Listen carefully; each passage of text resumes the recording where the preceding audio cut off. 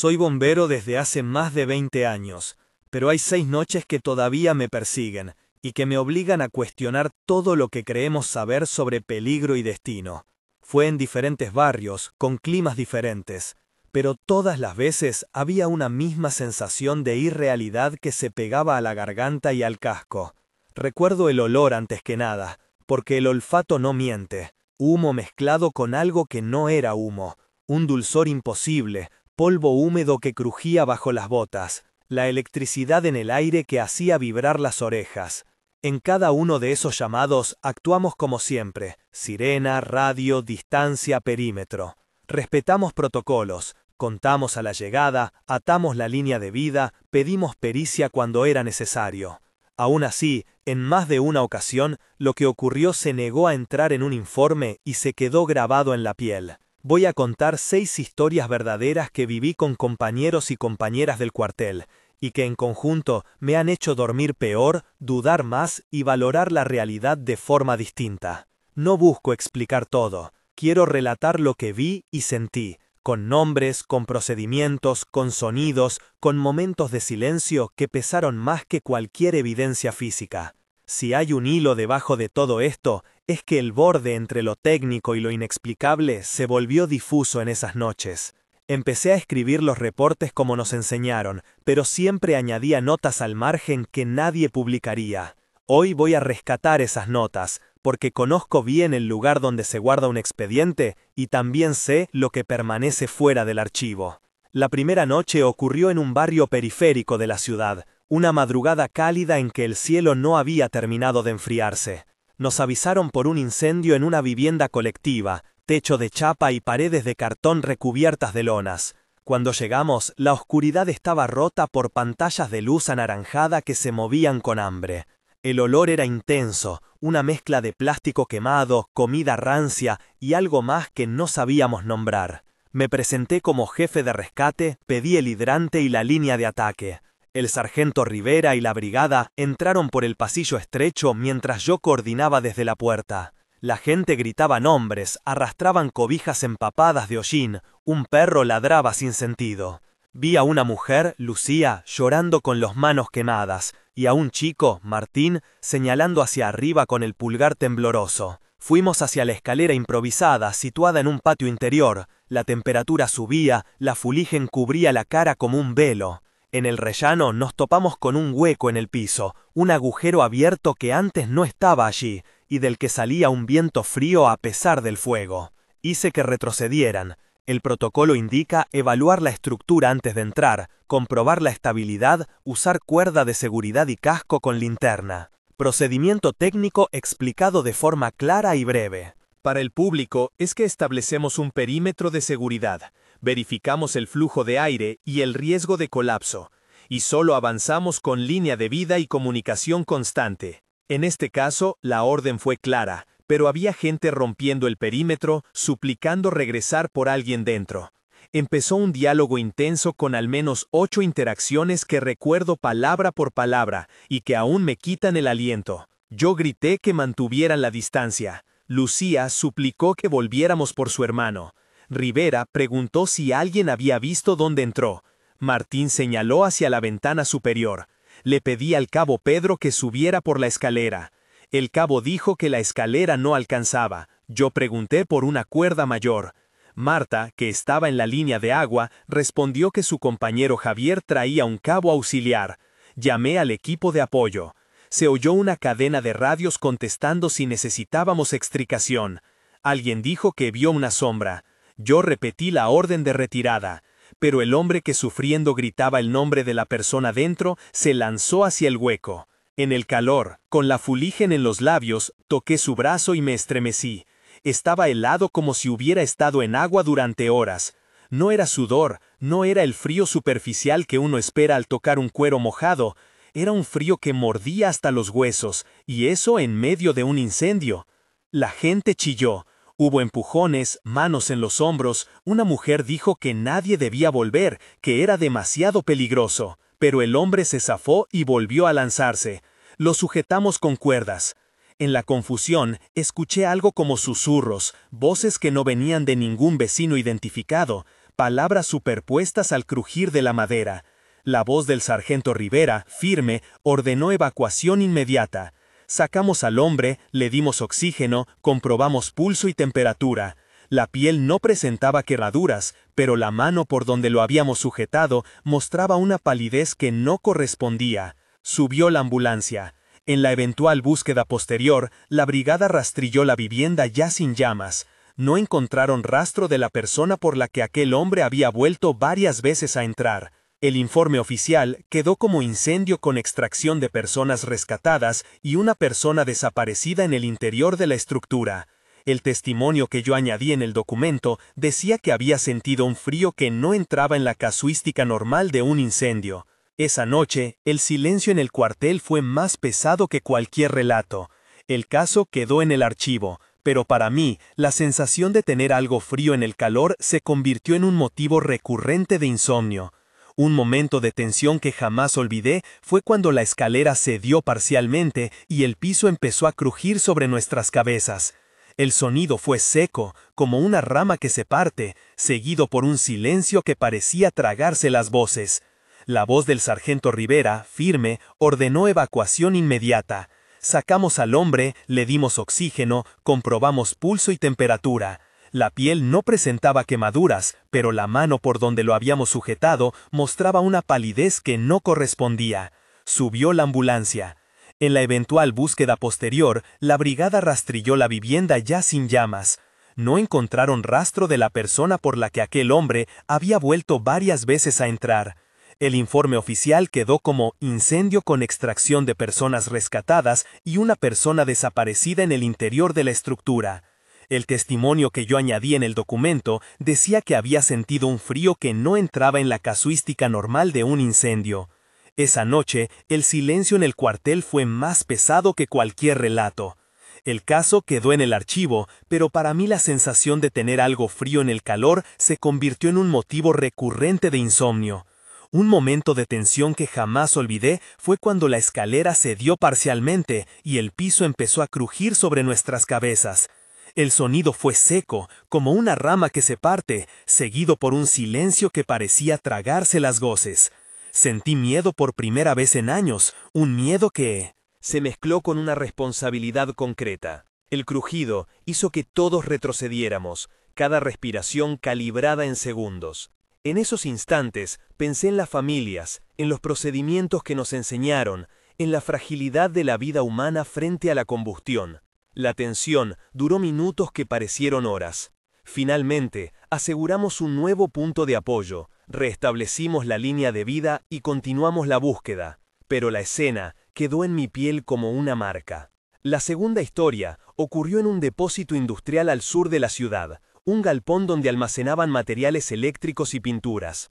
Era un atardecer con viento, y la sirena nos llevó hasta una columna de humo negro que se veía desde lejos. Al llegar, el comandante Ortega me pidió que supervisara la extracción de equipos y el control de gases. Había un casco entre las cajas quemadas, deformado por la intensidad del calor. En el casco había un número pintado que me heló la sangre. Era el número asignado a un bombero que había muerto en un operativo años atrás, un joven llamado Nogueira, cuya muerte había cerrado un capítulo doloroso en el cuartel. Fue como ver una reliquia que no debía circular. Se aplicaron los protocolos de cadena de custodia. Procedimiento técnico explicado consiste en documentar la evidencia, fotografiarla in situ, colocarla en una bolsa de evidencia y llevarla a la sede de pericia para análisis. Eso hicimos.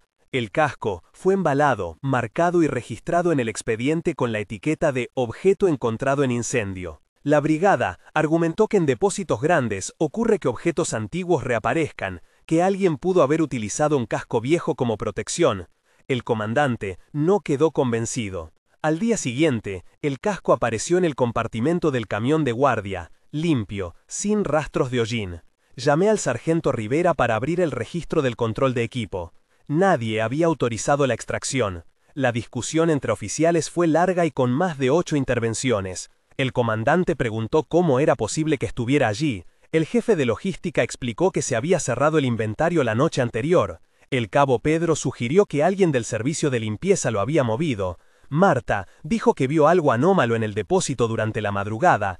Ana mencionó que el detector de movimiento se había activado sin identificación. Intentamos quemar el casco en un tambor junto a Serrín para eliminar la posibilidad de contaminación, y aún así, la mañana siguiente el objeto apareció de nuevo, intacto y limpio. Decidimos por consenso archivarlo bajo custodia sellada. Sin embargo, la aparición repetida del casco se volvió una especie de broma oscura en el cuartel. El personal más joven dejó de burlarse y empezó a evitar la zona del almacén. Para mí, la pregunta no era superstición. Era otra vez una evidencia que no quería encajar en una explicación lógica. La tercera intervención fue en una casa antigua, una noche con lluvia fina que hacía que el asfalto brillara. Nos llamaron por ruidos extraños dentro de la casa. Un edificio abandonado, vecinos perturbados reportaban voces que repetían nombres. Llevamos detectores acústicos y grabadores porque la queja incluía la posibilidad de una persona atrapada. El aparato de grabación es una herramienta que usamos no para investigar fenómenos, sino para documentar llamadas, gritos y posibles señales de vida. Técnica explicada de modo simple consiste en dejar un registrador en el perímetro, sincronizarlo con la hora del cuartel y mantener la cadena de custodia del archivo de audio. Dejamos un equipo de grabación y volvimos a la mañana siguiente con la idea de revisar archivos. Las grabaciones mostraron, además del ruido de lluvia y del viento colándose por ventanas rotas, varias repeticiones de nombres que nadie del barrio reconoció. Había un tono uniforme que parecía provenir de adentro, una especie de eco que no coincidía con la acústica del lugar. En la discusión técnica con el perito acústico hubo intercambio tras intercambio largo.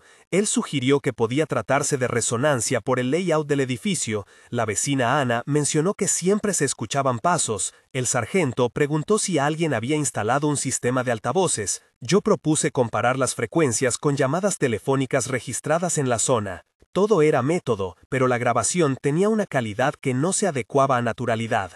Reprodujimos los audios varias veces, y cada vez que lo hacía sentía un zumbido en los oídos que persistía después de apagar los parlantes. La comunidad pidió que selláramos el lugar. La petición fue tomada en cuenta y la municipalidad colocó un cartel de clausura. Aún así, los reportes de voces continuaron por semanas. Para mí, la noche dejó una sensación de estar escuchando algo que mimetizaba nombres humanos, pero que no respondía a ninguna lógica de presencia. El cuarto caso fue aparentemente banal, una piscina comunitaria de un club cerrado, encontrada con huellas húmedas a pesar de que no había registro de usuarios. Fuimos por un aviso de intrusión y hallamos rastros brillantes en el borde de la piscina seca, como si alguien hubiera caminado allí con pies mojados y luego desaparecido.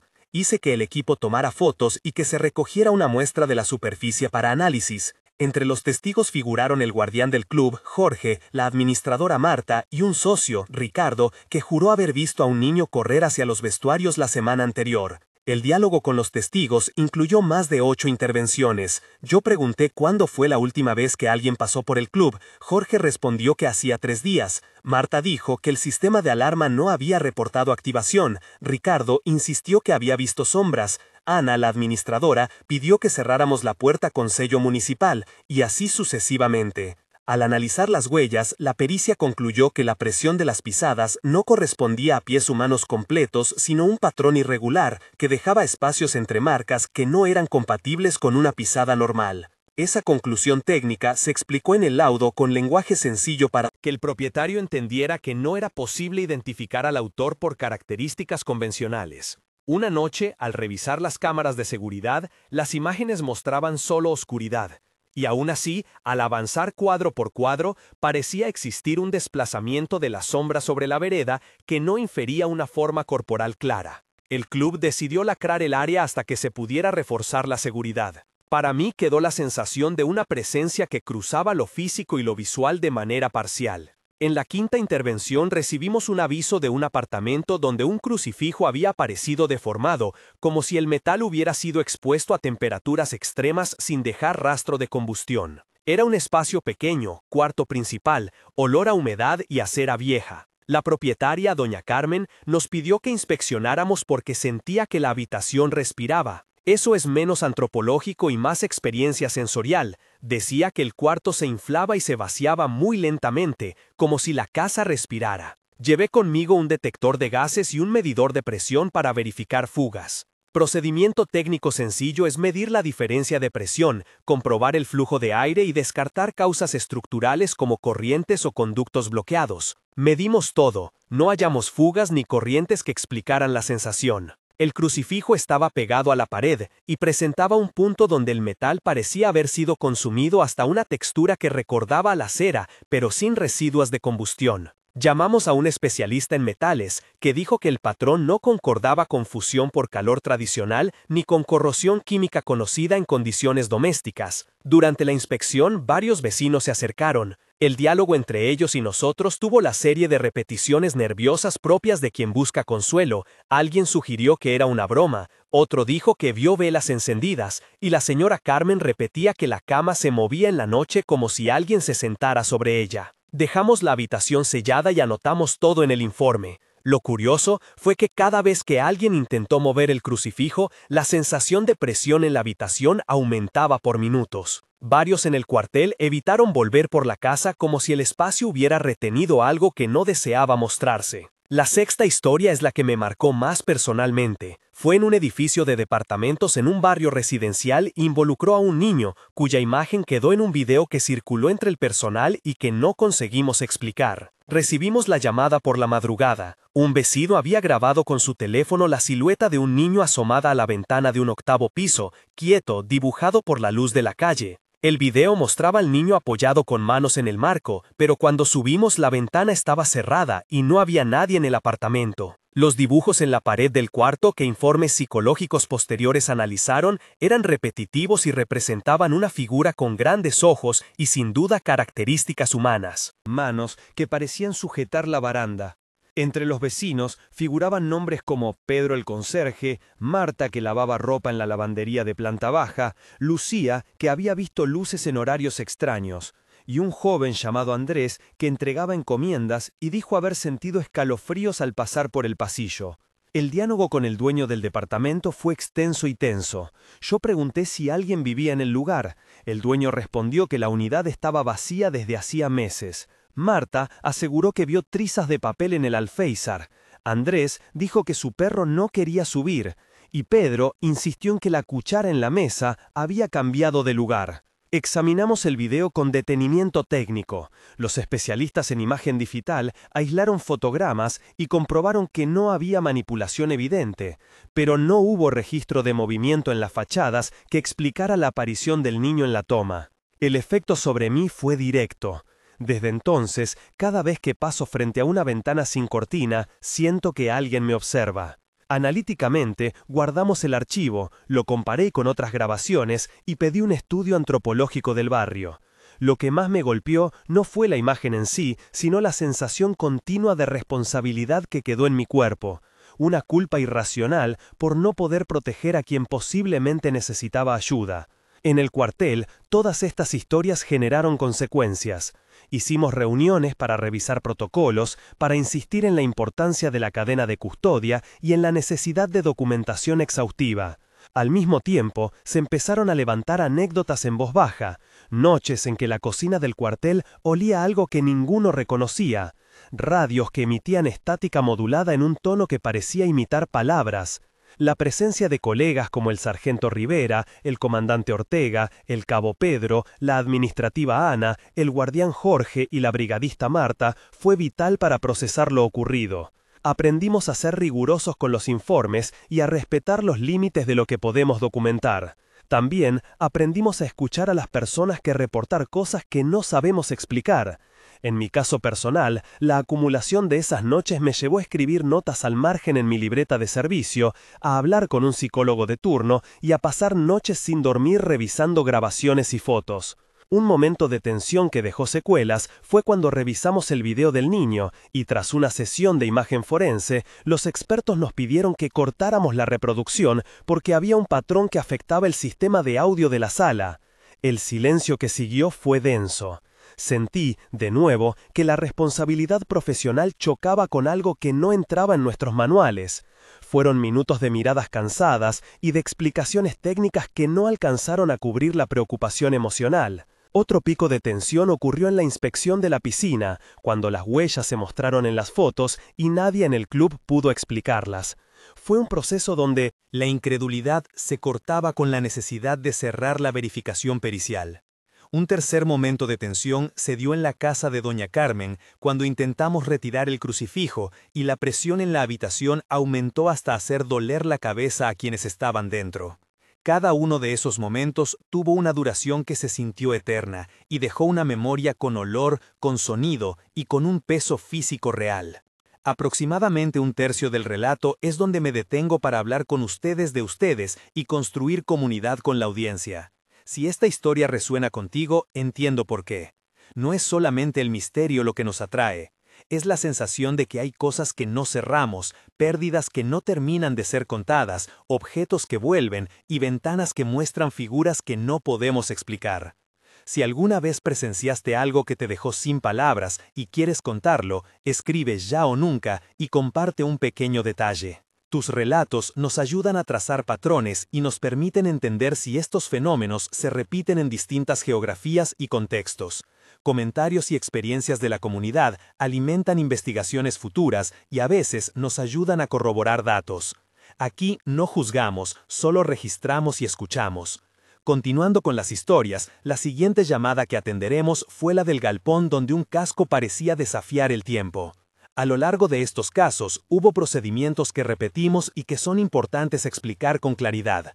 Cuando hay evidencia, seguimos cadena de custodia, lo que implica documentar el hallazgo, fotografiar in situ, colocar el objeto en un contenedor sellado con identificación y trasladarlo a la dependencia de pericia. Además, en situaciones de posible riesgo químico, medimos temperaturas, gases y presiones con equipos certificados y etiquetados. Todo esto se hace para garantizar que la evidencia no se contamine y para que los informes periciales tengan validez ante cualquier instancia administrativa.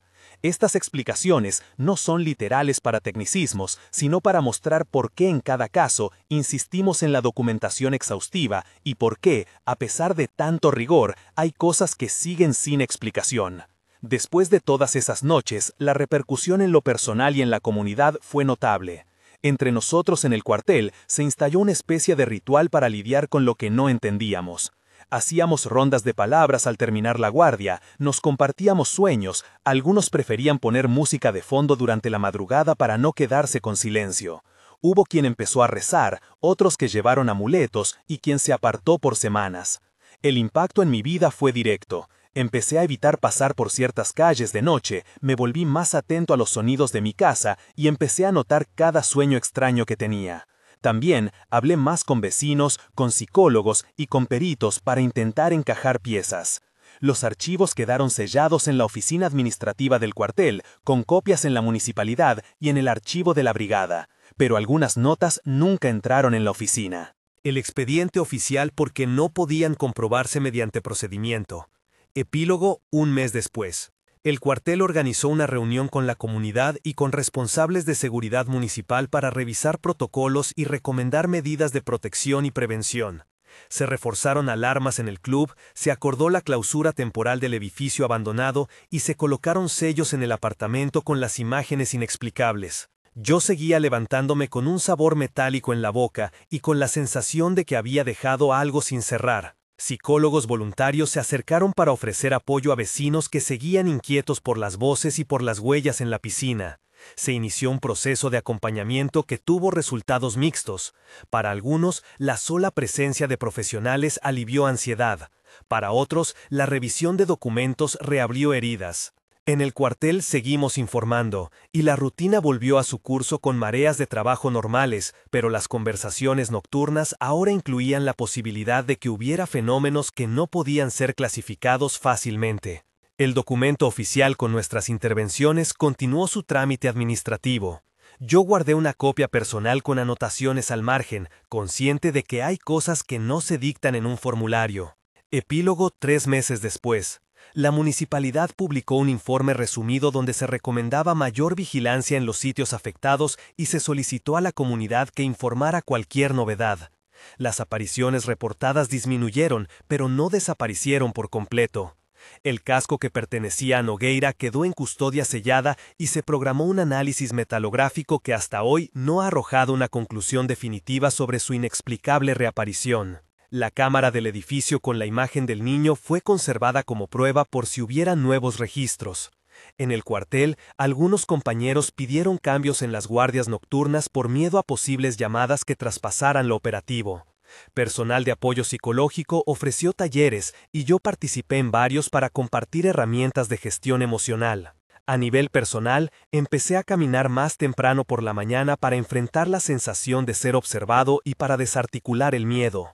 Mantengo contacto por correo con el perito acústico que analizó las grabaciones y con la vecina Ana, que no se resignó a creer que el silencio cerraría todo. Entre nosotros, los relatos se intercambian con más cautela, como si al nombrarlos demasiado fuerte se pudiera invocar algo que prefiramos no traer de vuelta. Epílogo 6 meses después. La mayor parte de los casos quedó archivada como inconclusa o con indicación de persona no localizada en algunos expedientes. Las notas personales que sostengo me obligan a recordar cada olor, cada ruido, cada contraste entre calor y frío, entre presencia y ausencia. Algunos vecinos se mudaron, el club reabrió con restricciones y el edificio clausurado fue sometido a tareas de limpieza y sellado.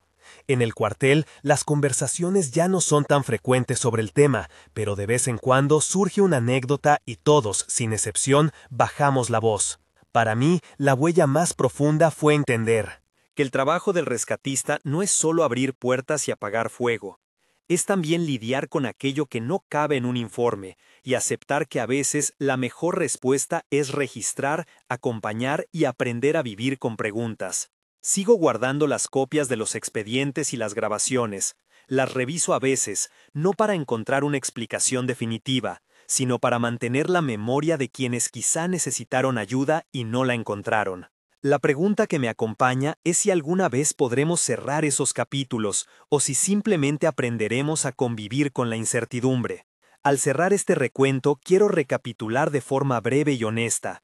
Cada incendio, cada edificio, cada cámara y cada crucifijo maltratado nos obligó a ser rigurosos en los procedimientos y a ser humildes ante lo que no pudimos explicar. La acción concreta que tomamos fue documentar, preservar cadenas de custodia, pedir pericias, sellar áreas y acompañar a las personas afectadas. Personalmente, cambié hábitos, busqué apoyo y empecé a notar las sensaciones que antes dejaba pasar. No tengo respuestas absolutas. Lo único que sé con certeza es que hubo momentos sensoriales que no se pueden negar y que dejaron una marca. Si algo queda al lector o espectador, que sea esto. No todo cabe en un laudo. Algunas cosas se quedan en la piel, ocupan horas de sueño y llenan de preguntas la mesa del cuartel. Tal vez no todas se resuelvan. Eso no significa que debamos dejar de intentar entender. Y si alguna vez escuchas una historia similar, compártela con nosotros. A veces, poner palabras a lo inexplicable ayuda a que otros no estén solos.